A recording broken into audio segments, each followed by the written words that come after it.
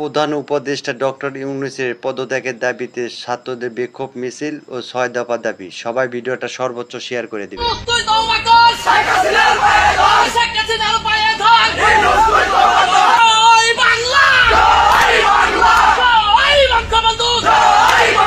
সমন্বয়কদের জন্য অথবা অন্তর্বর্তী সরকারের প্রধান উপদেষ্টা ডক্টর মোহাম্মদ ইউনূসের জন্য একটা বিশাল ধরনের দুঃসংবাদ আসছে। ইউনূস তুই রাজাকার, এই মুহূর্তে গদি স্যার, শেখ হাসিনা আসবে, বাংলাদেশ আসবে, এমন হবে।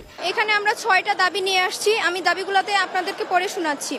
আমাদের প্রথম দাবি, শহীদদের সঠিক নাম ও তথ্য প্রকাশ করতে হবে।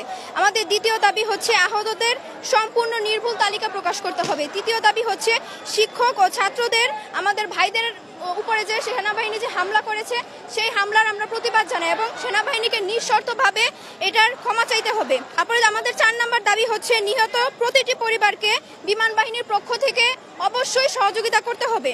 আমাদের পঞ্চম দাবি হচ্ছে সেনাবাহিনীর ব্যবহৃত ঝুঁকিপূর্ণ পুরনো প্লেনগুলো বাতিল করে আধুনিক প্লেন আনতে হবে। যেহেতু আমরা জানতে পেরেছি যে তারা যে বিমানটি ব্যবহার করেছে সেটি অনেক পুরনো ছিল, সোভিয়েত ইউনিয়নের আমলের ছিল, সেটা আমরা জানতে পেরেছি। তো এগুলাকে বাদ দিয়ে নতুন প্লেন নিতে হবে।